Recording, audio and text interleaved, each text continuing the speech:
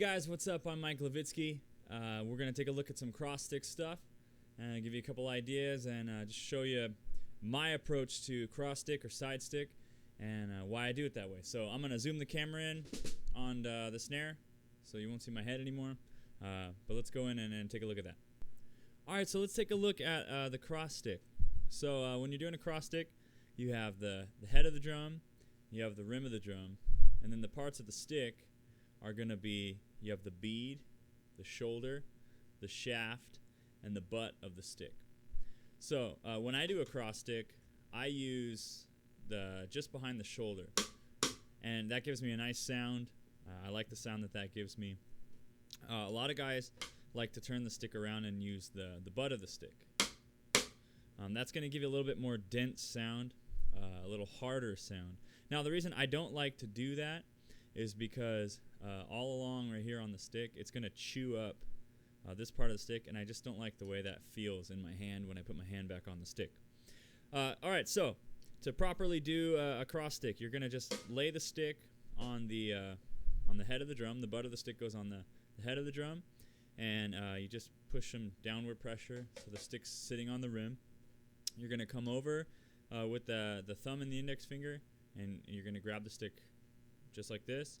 Lay the palm flat onto the head of the drum. So the palm's actually down on the head of the drum. Alright? And this is where the action's going. These fingers just kind of lay on top. But I'm going to keep them up so you can see. Now, the action is like this. You're going to pivot back on the hand. So the butt of the stick and the hand never leave the head of the drum. You just pivot back on the stick. So I'm actually pushing downward pressure right here. I can feel in this part of my hand right here, I can feel the pressure of the stick. So I'm coming back and come up, and you just kind of let the stick fall. And you push it down. You can see I'm squeezing here with the index and the thumb, and these fingers are just there to help mute the head of the drum. So I'm coming back, going down, pushing in. Now as far as where I'm going to hit along the stick, this is a 13-inch snare drum. If you have a 14-inch snare drum, you're going to get this much of the stick. But you can hear, you don't want it all the way back. It's going to give you a really thin sound. It's not going to sound very good. And you don't want it too far forward. It's going to give you kind of a funny sound there too. So if we find, I like, 3 or 4 inches down. Actually, that's more like 5 inches down. I get the best sound there. A little bit back, too thin, a little far forward. That's a little low for me. I like a little higher pitch. Now, depending on how your snare drum is tuned and the pitch of your drum, whether you have triple flanged hoops or you have die-cast hoops, single flanged or double flanged, that's all going to determine the sound of your cross stick. Also, what kind of sticks you're using. I don't see any other sticks around here to give you a different sound, but the different sticks are going to change your sound. So find a sound that you like. The important parts are, though, that you keep the pressure on the back of the palm and you come down. Now, the reason that you want to do this is because if you lift the hand up, one, if you just balance on the back of the stick, if the palm's not on the drum, you're going to get the drum ringing, which we can use as an effect, or you can use as an effect if you want to. That's kind of a cool thing. But also, you don't want to be doing this because it's hard to get it perfect every time, especially if you're going, doing a lot of stuff. Now, in the case if you're playing like a mambo or something like that, you will be lifting and coming down. So like if I'm playing a mambo, I'll be going,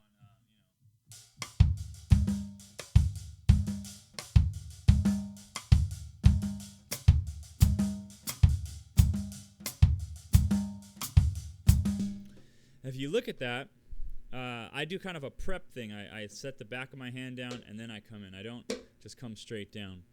I kind of do it unconsciously. So let me show you a couple. Oh, that's probably really loud.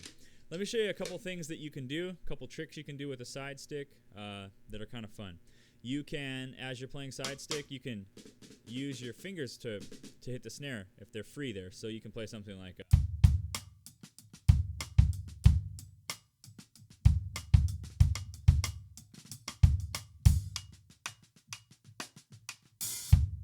you can do a little something like that.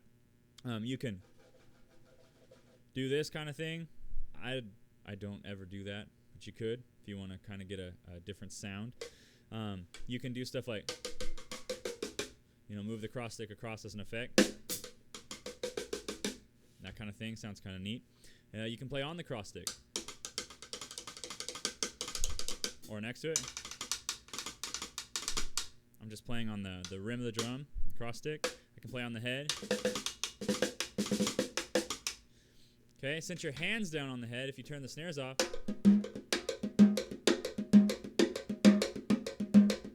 you can use it to mute the drum and open it. Something like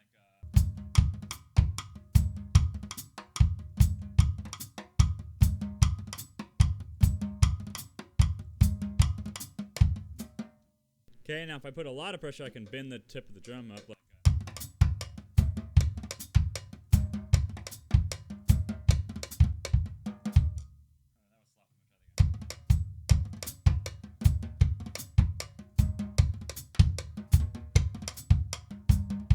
okay.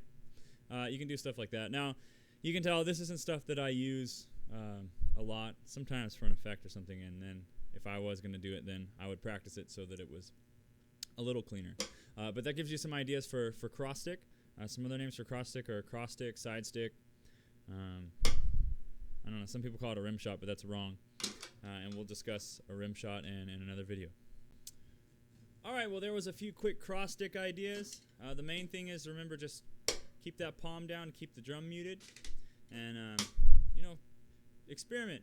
Try different things that you can do with the cross stick, and maybe you'll come up with something that I didn't show you.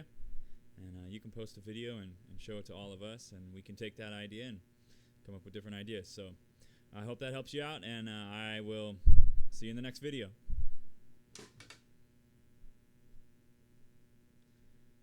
I never know how to end these things. All right, bye.